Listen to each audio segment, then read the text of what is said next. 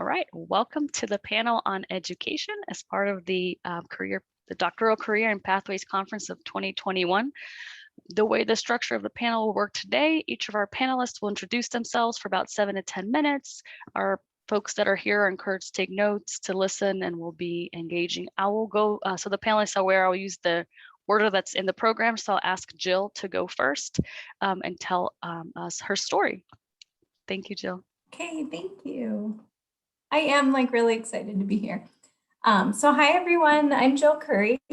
I earned my PhD in government and politics at Maryland. And within government and politics, my areas of study were American politics and quantitative methods. So currently I work at the Utah State Board of Education. My title here is program analyst, but that title does not really describe the work that I actually do. I am a member of our policy team at the State Board, and I would say that my role here is comprised of two core functions. One is doing analytical work and communicating that work to a generally non-technical audience. This could include agency leadership, our elected state board members, and also state lawmakers. So sometimes the analytical work that I do is doing actual data collection or pulling data from our data systems and delving into kind of really interesting research questions, such as one project I worked on was how have kindergarten students who have participated in high quality programs performed compared to kindergarten students who have not participated in those programs, and trying to suss out maybe some of the effects of high quality kindergarten programs. Other times, the analytical work that I do is to utilize existing data and really develop a way to display that data to inform whoever the intended audience is. And again, oftentimes it is our state board members or lawmakers. Sometimes it's for my colleagues in the office to help them kind of work through their data and figure out the best way to kind of communicate whatever story they're trying to tell. The other core function of my role here at the board is around reporting and mainly legislative reporting. So working with my colleagues to ensure we're complying with statutory requirements. The reporting work is varied, and I would say my role in that work varies depending on the project. Sometimes it's full on, I'm collecting information from other staff in the office and writing out that report and doing the visualizations. Other times it might just be editing and ensuring that we're getting that report to where it needs to go.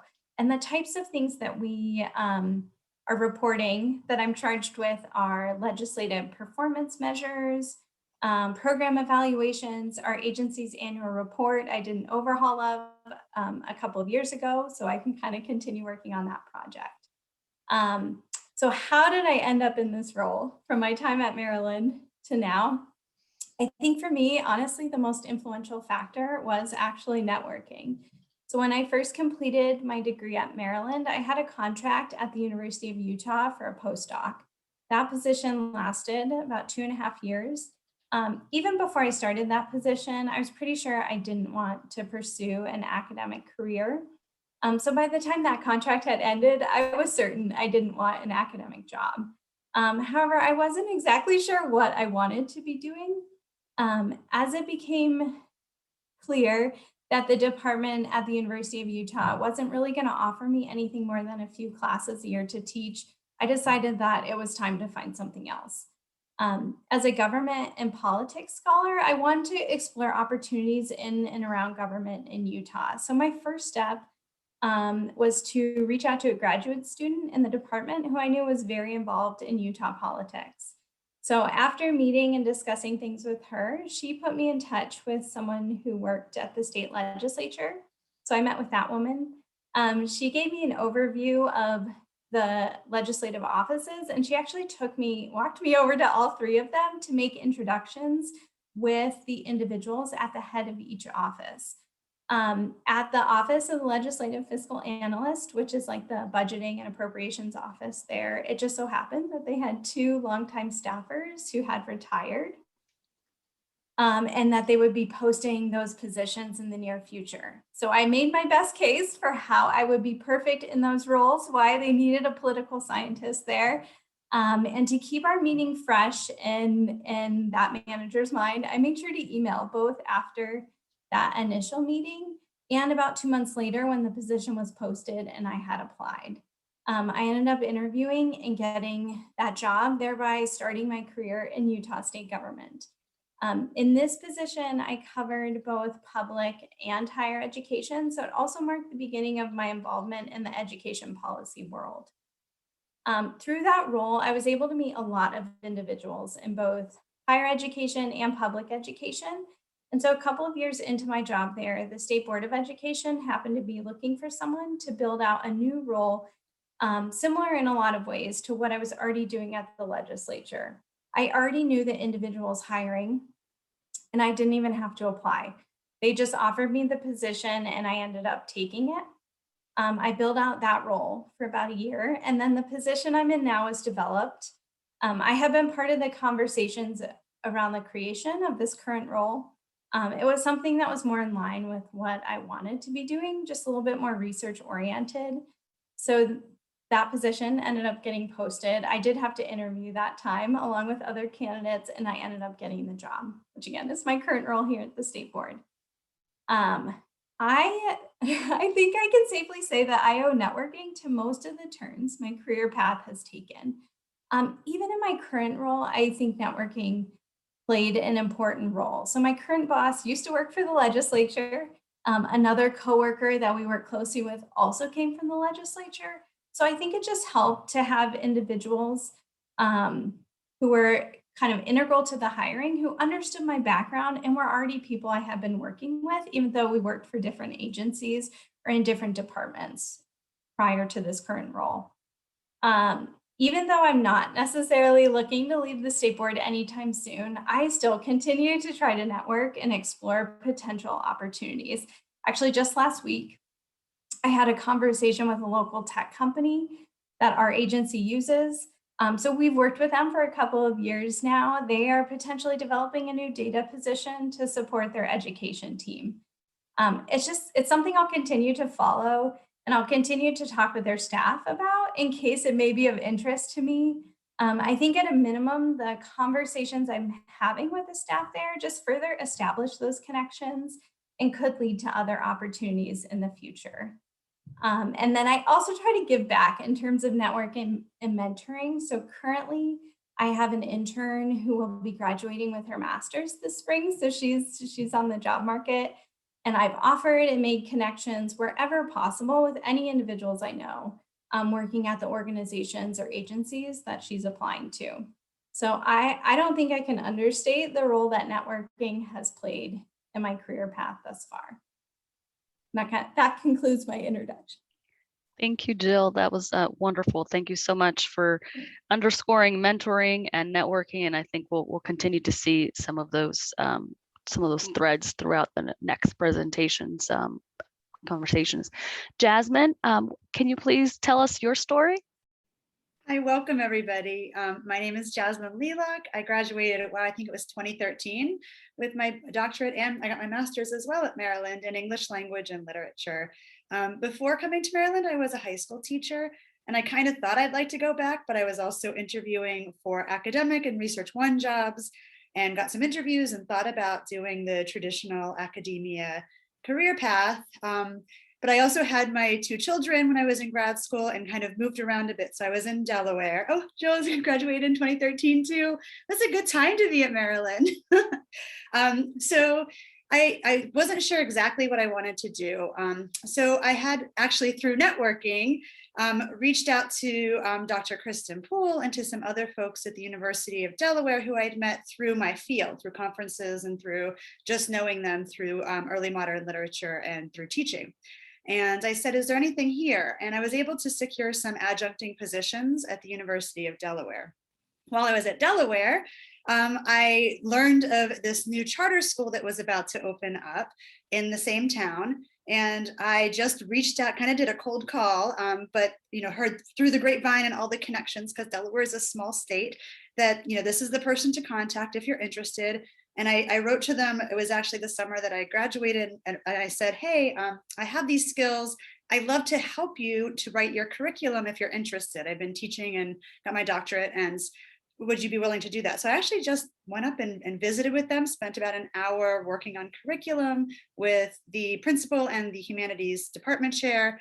And they said, well, we really like you. Do you want to help us start this school? So it just happened to be these, small town kind of gossip almost, and reaching out through different channels, and also keeping my mind open to unique and new opportunities. I wasn't sure what I wanted to do. So I thought, well, I'll cast a wide net and see what's out there. At the same time, I was interviewing for Academic Research 1 and other positions as well. So I just wasn't sure. So kind of exploring many different avenues. And I heard Jill saying something like that too, like kind of always being on the lookout for what's out there, and maintaining those networks and those connections is really critical to that, because you'll hear about things and say, oh, well, I'm interested, who's the person? And I can reach out through the context that I've already established. So I was at that position for about a year, and my husband got a position in Boston area, so I needed to look for a new job. And I had to reach back all the way to my connections from when I was teaching at high school outside of Boston. And I happened to know a person who knew a person in the department, had them put me in touch with the department chair. And that was sort of an avenue to say, I know I'm coming from out of state, and I haven't been in the high school classroom except for 1 year in a long time, and I haven't been in the Boston area in a long time. But what would you be willing to interview me? And I think through those kind of different tiers of connections, I was able to secure an interview. And now I teach high school English 9 through 12, just outside of the Boston area. And I also, what I love about teaching in the high school level, so I know a lot of folks who've gone through the PhD and other doctoral programs kind of say, oh, I don't want to teach high school. That sounds awful. And especially after this past year with the pandemic, oh my goodness. But what I will say is one of the skills that I use from my doctoral training at Maryland, but I think also just from being a close reader and a scholar of literature, is being able to be flexible and to learn new things. And so this year I've learned how to teach hybrid instruction. I can do all kinds of wonderful apps and technology, and at the same time that I have children in the room with me. It's never boring. It's always an interesting position. And so I also get to work. I'm one of the exec board members of my school's Human Rights Council. So I feel like we're making huge strides in anti-racist education. I'm a leader of the Femme Club, so we get to talk about gender and sexuality and feminism with students, which is incredibly interesting, talking to 14-year-old girls and boys about those issues. And my skills as a close reader, scholar, and thinker that I got from my doctoral program at Maryland come right in handy for that kind of a position. I also get to direct plays, and I get to direct Shakespeare plays every year at the school. So the job is exciting. It's always different, and I'm always reaching out. I won an award a few years ago here in the state, and I have a network of educators who also won that award that I'm always in touch with, looking for sort of statewide and other opportunities. So I've gotten to sit on some panels. I've gotten to go to observe other schools and help them to get their accreditation. And so just kind of keeping an open mind about what jobs might suit you, and then remembering who the people are in your lives. I think I've got Disney on the brain, but I think it's a small world. The world is smaller than you think it is. And so networks that you think maybe you didn't need when you were younger or before your program, you can actually re-engage and connect that way as well. And then I'm also a mentor. I actually train new teachers as well, and do the same thing, try to use the networks that I've already established to connect them into schools and programs across the state, and whenever they leave the state, across the mid-Atlantic as well, because I've got connections there. So I think that's most of my spiel. I would encourage you to not be afraid to just reach out to people, whether it's a network you've established or one that you'd like to establish, to stay kind of current in your field, because even attending conferences is a way to make connections and explore new avenues for positions, and to continue to build and maintain relationships that you've already established, because that's a good chance for you to start to explore and think about what other pathways are out there. Well, it's perfect. Thank you so much, Jasmine and Jill. As I mentioned, there's going to be a lot of similarities if you look across those conversations. Is your first job is not your end all in your career, and there's opportunities for change. But I would like to go ahead and ask our next panelist to tell their story. So Hannah, would you mind introducing yourself? Yeah. Hi, everybody. Hopefully my internet holds up. I feel like it's a little finicky, but I'm really excited to be here. So my name's Hannah Allen. It's always interesting listening to kind of other folks talk about their journeys. I think I had sort of the opposite experience, and that I always knew that I wanted to go into academia, and that was always my goal. And so I'm currently an assistant professor at the University of Mississippi, and I'm a public health professor in the Department of Health, Exercise Science, and Recreation Management. And this is my first year as a faculty member. So certainly starting and moving to Mississippi and starting a new job as a professor during the pandemic has been very challenging, but very interesting. So yeah, I actually might start a little further back because I have kind of an odd journey to how I got here, but I've always been very interested in education. I have an undergraduate degree in mathematics and thought I wanted to go into be a math teacher, so actually work at the middle and high school level. So after undergrad, I did a program called Teach for America, which places new teachers or early career teachers in underserved regions in the United States. So I was a middle and high school math teacher for 3 years in the Bronx in New York. And that was a great experience. But I loved being in the classroom, but what I learned was that what I was more fascinated in was less the teaching piece and more what was affecting my students outside of the classroom. So I saw a lot of community level factors that were happening in the Bronx. A lot of substance use, a lot of violence, a lot of poverty that was impacting my students' ability to learn. And so I actually became more interested in that and sort of started to dig into what could I do with this? How could I focus on those factors and be useful in that area? So I just sort of hit Google. It was like, what could I study in graduate school that would, make me be able to impact educational achievement and academic achievement outside of the classroom. And I stumbled on public health as a field and looking at health factors and community factors that relate to achievement. And so I decided to go to graduate school, and I got a master's in public health from Johns Hopkins University, where I focused mostly on mental health and sort of a public health approach to mental health. And that's how I landed at the University of Maryland. So I got my degree in 2018. So I was there from 2014 to 2018 in the School of Public Health at the University of Maryland. And my PhD is in behavioral and community health. And throughout my doctoral program, I focused mostly on how substance use and mental health influence academic achievement among young adults. And I just became really fascinated with that, both from my firsthand experience working with students, and then also being now in a college environment. I became very interested in college student achievement as well, and then even graduate student achievement. So I wrote my dissertation on health factors that influence graduate student attrition, because I found that there was not enough research on graduate student mental health. I found it to be, as a graduate student myself, to be a very difficult time. There was a lot of moving parts being a graduate student. I found that there weren't a lot of resources on campuses for graduate students. So I became really interested in that and wrote my dissertation on that topic. My advisor at the University of Maryland, on the first day, the first time we met, she asked me, she was like, "What do you want to be when you grow up?" And I was like, "I kind of want to be you. I want to be a professor. I want to do research. I want to teach." And she was like, "Okay, so we're going to work backwards." She was like, "If in 4 years, 5 years, 6 years, you're going to be at an R1 university as a professor, we need to do these 10 things to make sure that you're ready with the right skills and the right skill set to do that after you graduate." And that's really probably the biggest piece of advice that I have, is to sort of take that thinking backwards mentality of where do you see yourself, or what are some potential jobs that you might want to land in, and what can you start working on now to prepare yourself, both your skill set, but also, your resume or CV to be a good candidate for that role.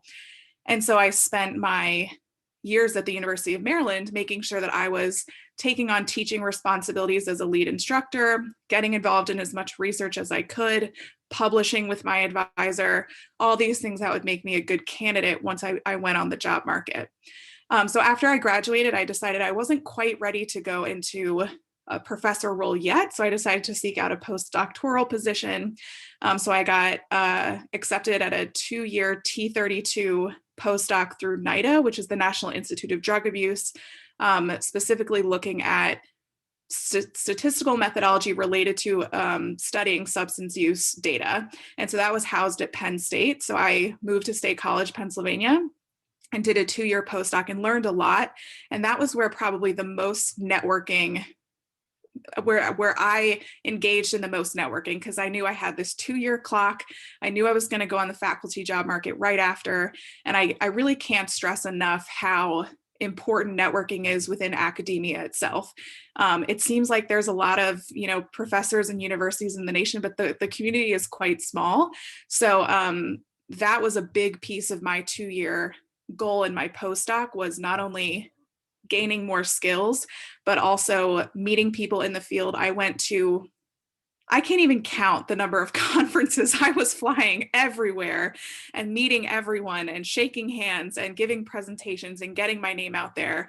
Every time I would meet, I would be like, are you hiring? Are you doing anything? So took on a lot. So the postdoc was a great experience. Got to work on a lot of research. And then I went on the academic job market. I wanted to land at an R1. That was very important to me. And I wanted a tenure track position. And I was able to do that. I feel like I had a very successful search. I looked at public health schools. I looked at positions specifically in public health. And so I landed at the University of Mississippi. It was definitely a like if you would have asked me last year, are you going to live in Mississippi? I would have been like, no, that seems quite random, but that's where I live. And it's been great. So this year has certainly been a whirlwind, but so I'm on the tenure track.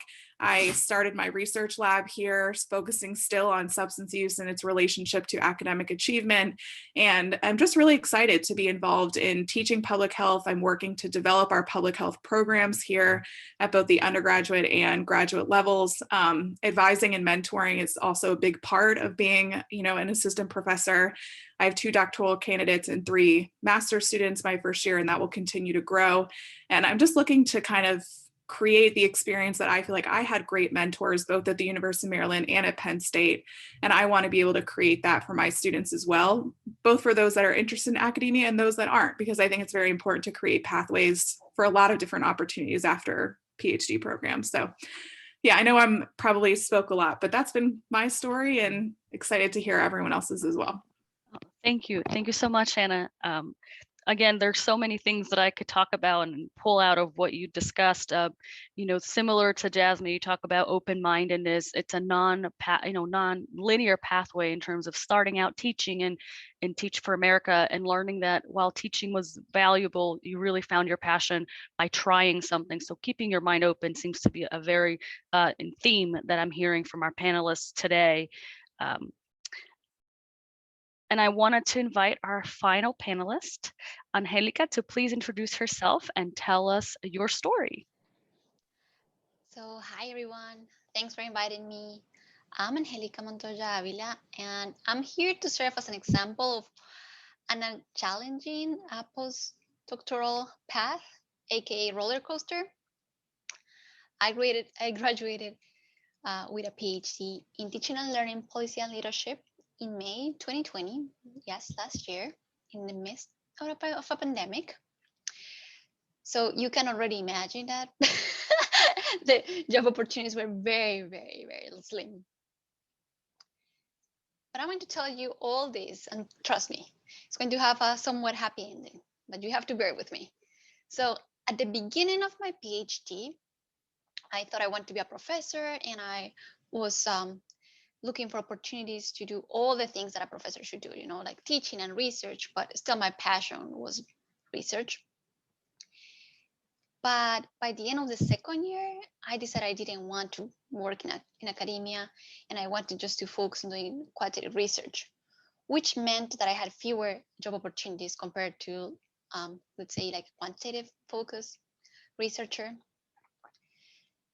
And at the time, I was still freaking out. But at the end, I was like, okay, this is my second year. I have to figure out what I'm going to do with my life.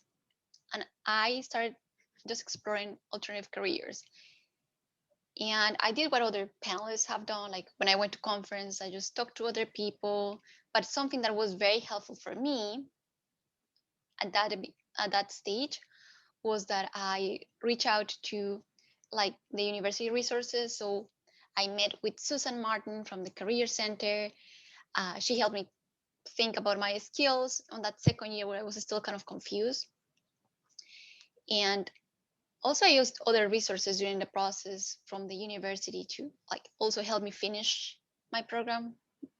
So I was part of those writing centers, because that's one big thing. If you want to get a job, you first have to finish your program. But the writing groups were very helpful for me. And I continue, like, for the last 2 years of my program, engaged in some sort of writing group. So big shout out here to the Graduate Student Writing Center and the Career Center. And also something that was crucial in that process was that I had a wonderful mentor, Dr. Galindo. Big shout out to her too, in case she's watching later. And she pushed me from the very beginning to explore topics that were not my main area of interest.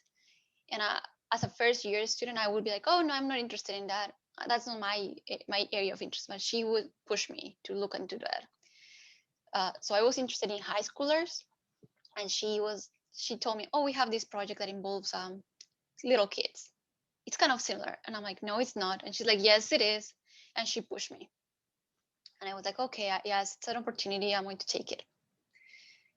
So that also helped expand like my knowledge, which is going to be helpful later on, although I didn't know at the time. So second year, that was a challenging time. I started the third year that summer. I applied for multiple internships, but it didn't pan out. I also did set up some strategic meetings, what they call informational interviews.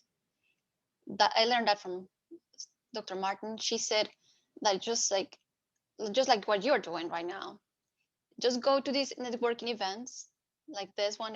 I did attend this same event 3 years ago. And like one of the panelists who was non-academic focused, I reached out to her and I talked to her and like, hi, we met.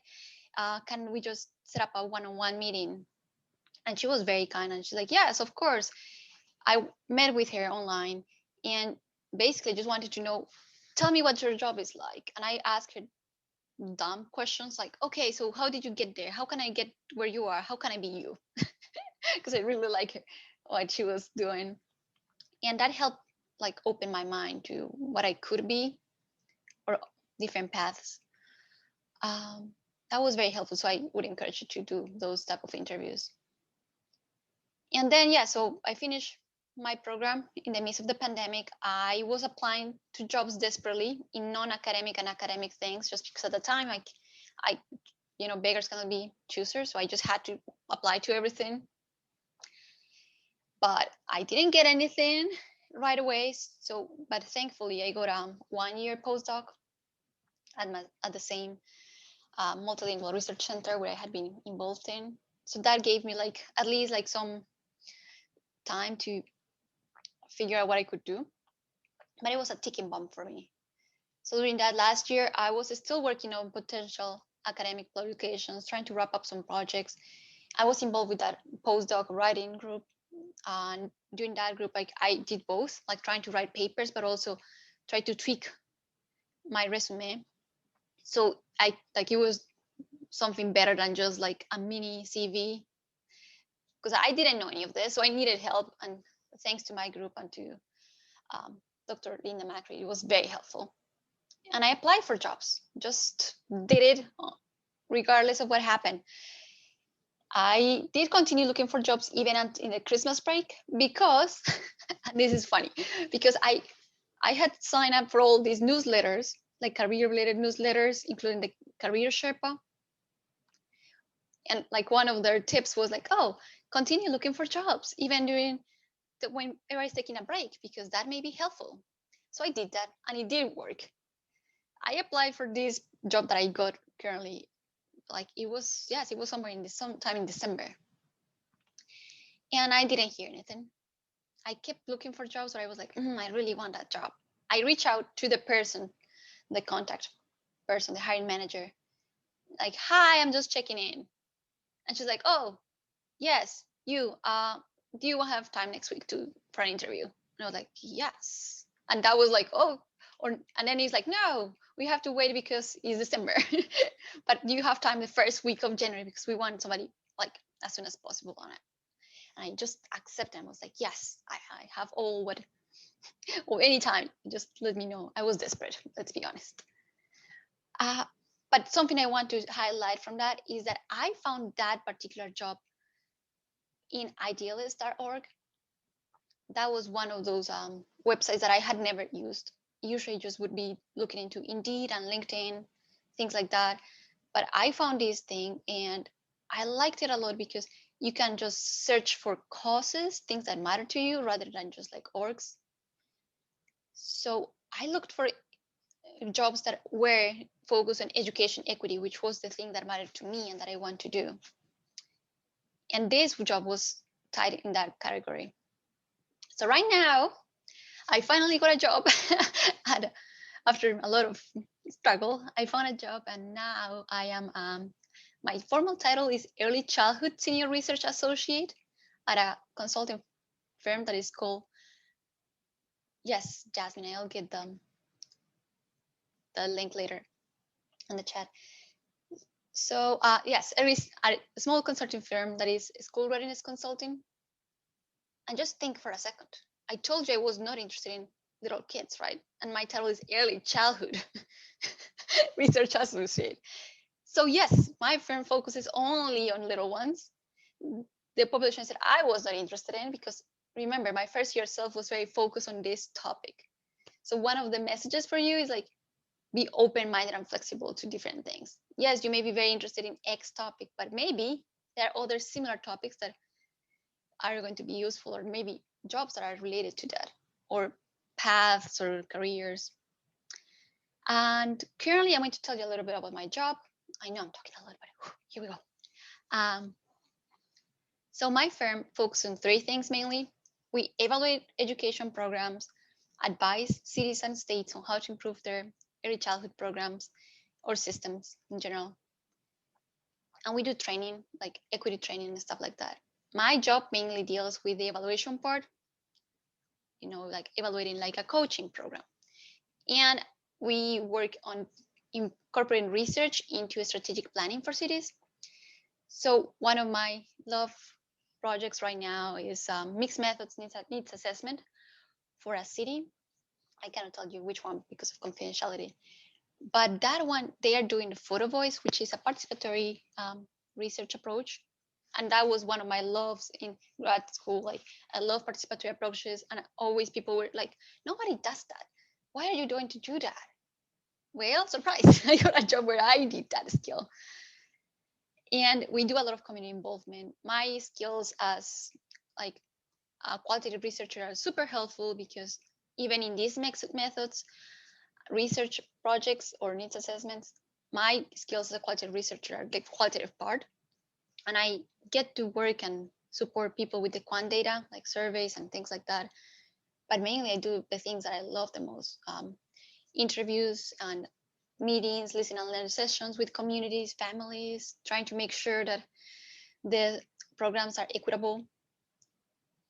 This is basically my, like, if I had the dream of a job, this is what it is. It's a small firm, but it's also more, for me personally, it's the causes that matter to me and the people that I like. Thank you, And Angélica. I know you can tell us so much more. No, I can just finish the last Okay. thing. So my shout out is also going to be for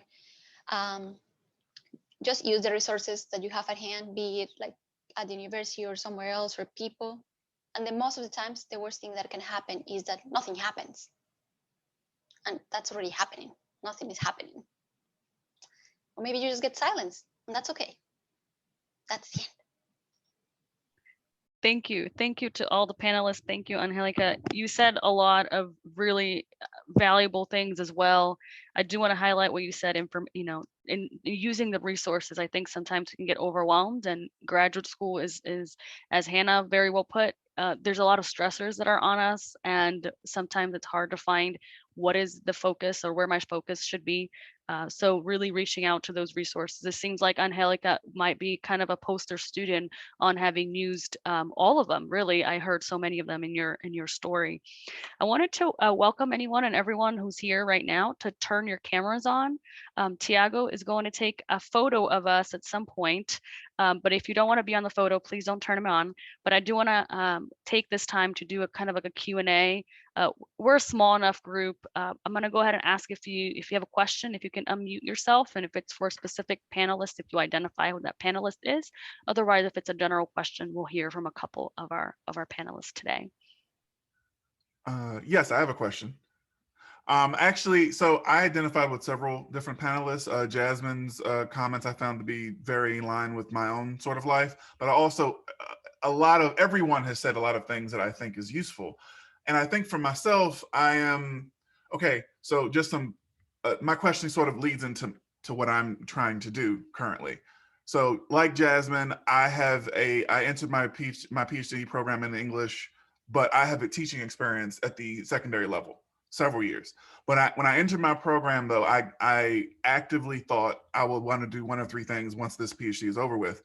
I'd either go back to secondary education, or I try to go obviously to Research 1, which is what several other panelists have mentioned, or this is the DMV area. This is probably the best area to be in for a job with a PhD without going to academia. So things related to education policy. Anyway, all of this was on my mind. My question is related to all of that. So I'm not really struggling with it, but I guess my biggest issue with the academic route, Research 1 route, is I know for personal and professional reasons, since I'm actually a native Washingtonian, I do not want to leave this region.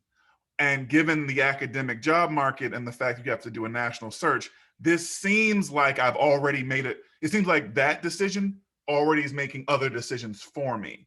But I don't know. I want to just leave it out there. Like, should I still pursue? I mean, I'm going to still pursue it as an option, but am I automatically should I just look at secondary education jobs, of which there's several, and policy jobs in education, and not even worry about academic jobs if I already know I do not want to leave this area? And I currently live in Silver Spring, if that helps.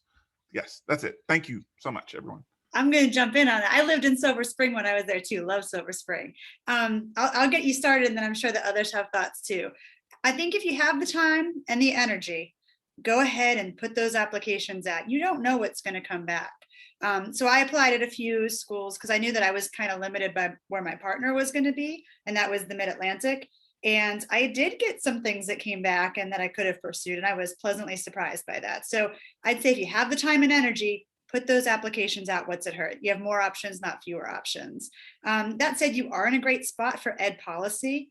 And I, like, speaking from a network perspective, if you want to exchange information after this, I know a lot of folks who are teachers, educators, and education leaders in the greater DC area. There's a ton of folks who came up through the UMD PhD in English group who are now teaching in high schools and leading in high schools in the area. So if you're interested, I can connect you with those folks just from a networking perspective. But to answer your main question, absolutely put those applications out, because what's it hurt? It's more options, not fewer. I don't know if people have other thoughts on that, but that's my instincts. I think also I think what's unique about the academic job market is the timing of when the process normally happens. And so normally, so if you were interested in, a fall 2022 job, you would start applying this fall. So you almost start applying a year in advance of the start date.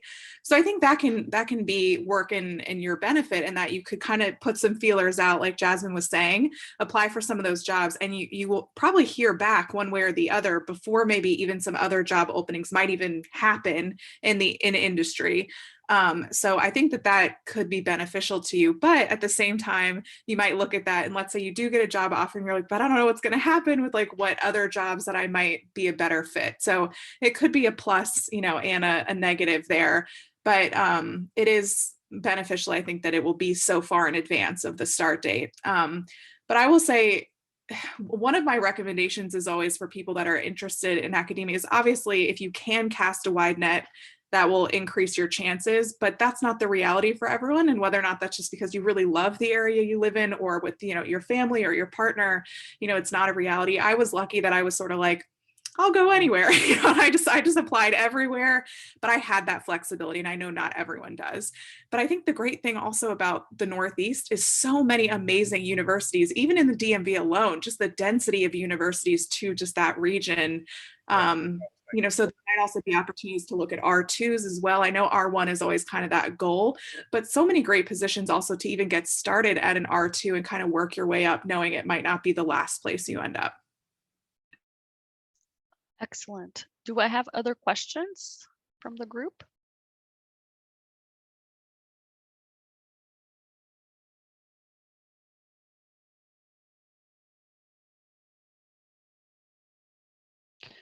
Can you, I think we talked a lot about success, right? So, you know, when the story really focusing, and Angélica gave us some good sense of the not so successful parts of it.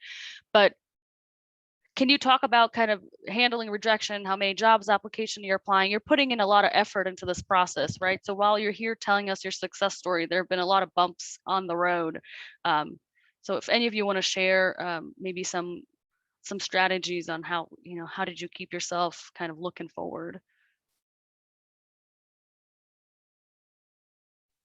Sure. I'll share like a recent example where I think I could have done things differently, and maybe had a different outcome. So I had like a month ago, yeah, I think it was end of March, there was, it was also in state government, but not in education policy and transportation policy. Our Utah Department of Transportation have posted a position for a deputy director of policy. And I thought, well, I don't know in my current agency, like what opportunities there are necessarily for growth, because our leadership structure is kind of the state superintendent and then 3 deputies. And I report to one of those deputies. So in terms of moving up, I'm just not sure like what that path would look like. So I was like, well, I'll throw my hat in the ring for this job, and maybe I can get as excited about transportation as I am about education. So I did reach out to a former coworker who at one time had actually worked for the Department of Transportation, but that was kind of all I did in terms of networking. And she's not there any longer, and it was a few years ago. So I submitted my application, but I still thought like, well, basically everything this job is asking this person to do, I do these things and I've done these things. And so I was like, I was like very confident I would get an interview. However, I did not. So I submit everything, and I think about a week and a half later, I hear back, and it was like, you know, thanks for applying, but you know, you didn't make it to the interview stage. And just the way the email was worded, I was like, I think I got weeded out like in the HR review process, like for that lack of transportation experience. And I kept thinking, you know, the woman that I would be reporting to in this role, I had worked with her like years ago when I was at the legislature. And I was like, man, I should have, if I'd really wanted to like be sure I gave myself the best opportunity to advance, I should have just reached out to her. Now, even though our contact was very limited, and it was like in 2015, again, years ago, and I didn't take that step. And I think, well, I probably didn't give myself the best shot at this role as I could have. So I feel like that's a good example where there were other steps I could have taken, and just for whatever reason, I didn't. I love all of the advice the other panelists have given. And I think like this story really resonates with that one piece of advice that like, don't be afraid to reach out. Actually, the woman who is interning with me right now, she just reached out on LinkedIn and was like, hey, I'm working on my master's. Can we talk about this fellowship program that I have participated in? And so we set up a phone call. I talked to her for about an hour. And by the end of the phone call, I was like, you know, I mean, she didn't even ask. And I was like, I think maybe I could like, let's see if we could set up an internship and you can come work with me and help me on these projects, and you could gain some experience in the education policy world. So I definitely think, like, don't be afraid to reach out. And same with, as you're applying to positions, if you have any, even if they're tenuous connections, I would say reach out and at least give yourself the best chance you have at being successful. So that's a recent example. I'm sure I have more examples of like failures in the process. I mean, definitely being an academic my entire life is rejection. So, and that's not to be like a downer. That's just kind of the reality of the field. And that was also great advice I got from my Maryland mentor, was to kind of learn how to navigate that and to expect it, and to, you know, work through with each time. I think you take it less personally, it gets less disappointing. But I mean, yeah, I get rejected for papers, grants, jobs, all of it, right? The success to rejection rate it's not a great proportion. But thinking specifically about the job market, I probably applied to maybe 50 academic jobs, which seems like a lot, but once you craft your materials, it doesn't take too long to just sort of cater them or tweak them a little bit for each role if you're applying within like one field. So I applied to maybe 50, and from that got probably 10 phone interviews, and then was invited for 4 campus interviews. So once again, I think I had a relatively good experience on the market. I know right now there's a lot of hiring freezes, so I think it might be a little bit different, but I'm hoping that will change. But I think just learning that, and this takes time, because I still get rejections that upset me, feedback that, you know, upsets me, but I try to remember that I just need to take that and make it better. So I had a grant I worked really hard on this past year. It wasn't even discussed. I got that news yesterday, and I gave myself a day to wallow. And then now I'm like, how can I resubmit this? Let's set up a meeting. Let's look through the comments, you know, let's go through it. So lots of rejection, certainly in my field. But I do feel myself with each year taking it kind of less personally. And this is just a little plug. It's a little off topic, but this was something I meant to mention before when we were talking about networking. For a lot of industry fields, and also I think for academia in general, I cannot stress enough how beneficial it has been for me to have a professional Twitter. I know that might sound weird, but I connect with people from my field. I have gotten I looked for jobs through Twitter. People post postdoctoral positions. I share research. I'm a collaborator on a grant with someone who posted on Twitter, I'm looking for a substance use researcher, and I was like, I'll do it. And now we're colleagues. So I really can't stress that enough, that if you're looking for a community within your field and you're looking for job opportunities, I know that Twitter or social media is not for everybody, but there is a really cool professional network for, I think, most fields. So that's just a little plug I wanted to give, because I think it's helped me a lot. It's a great community of people. And we have another question. Go ahead. You're welcome to ask it live, please.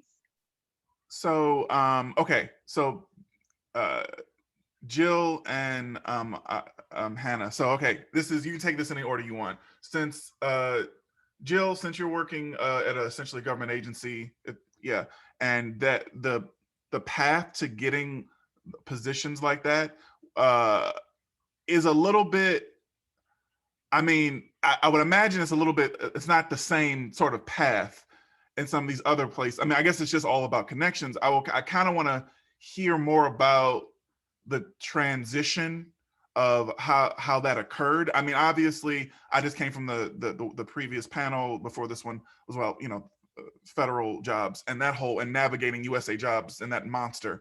But even with state jobs, still, like, it's a lot of, I'm just curious how that path led you there.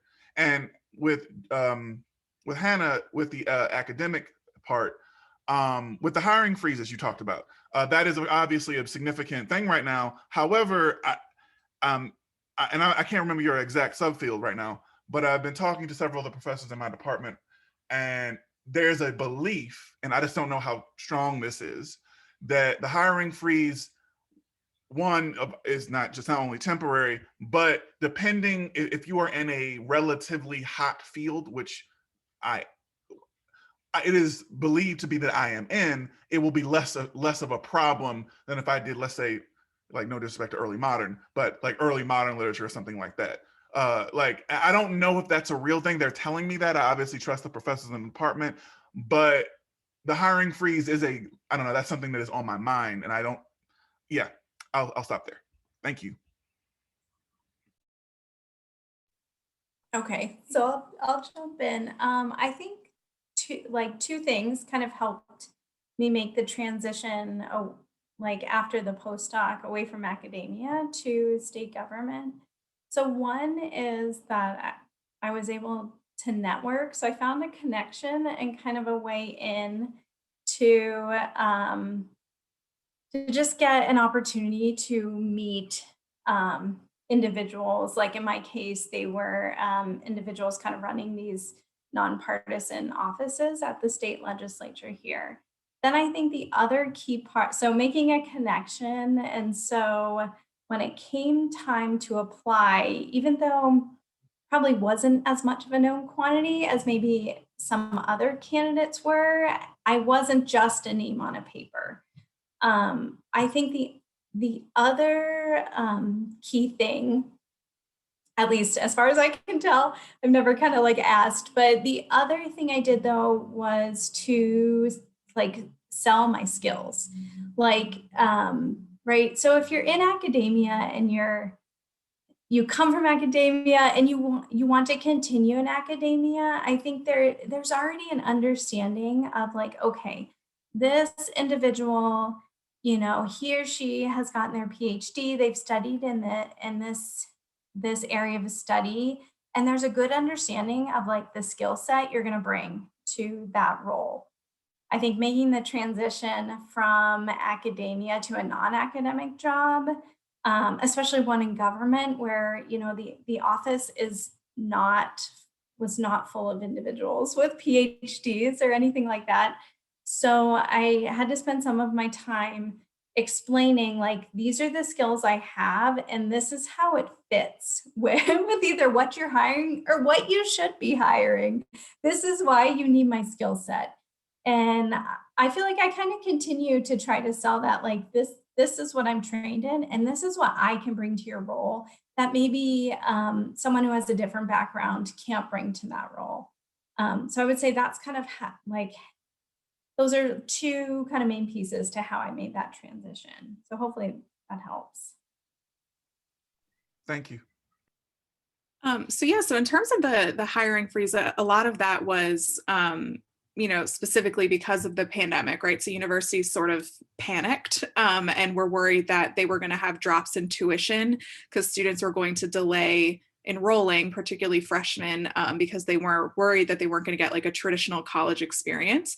So when tuition dropped, they put freezes on a lot of lines and said, you know, that those would have to wait until they knew what their budgets were. Now, I obviously can't speak for every university, and there would be a big difference between a public versus a private university, just in terms of how the finances get shuffled around. But I think that what's happening is I think we're kind of on, I think, the upswing of things starting to open back because universities now have a better idea of what their enrollment's going to be for this fall. And so I think one of the maybe a piece of advice that I would have, and I had mentioned this before, typically the academic job market is the fall of the year before the position would begin. But I think what's happening now is that a lot of schools, even this spring, they may have had positions frozen in the fall that they then got the green light maybe around February, March, and even now to still hire even for this fall. So I think that there's kind of this, I would keep my eyes peeled on things that pop up that are great positions that just now got reopened. So I think that, you know, I think that the market will now kind of, the timeline might shift a little bit or be a little different over the next couple of years as things are now unfrozen and sort of departments get that. But I think you're right in terms of the university will always push money towards where they're getting higher student enrollment And so if you're in a field, I'm in public health. So I think if anything this year has taught us, we need more public health professionals. So we just hired someone new because we were like, we need to be educating more people in public health. So I think that, yeah, I can put a list in the chat of the different websites and professional organizations where I kind of keep my eyes peeled for academic jobs. And I would just check them, even though right now it feels like off season, I would still just get like weekly digest emails from those with like key search terms for your field and just keep an eye on it. But I think we're kind of ending the freeze, I would hope. So we have about 5 more minutes. I want to make sure that if we have more questions that we get an opportunity.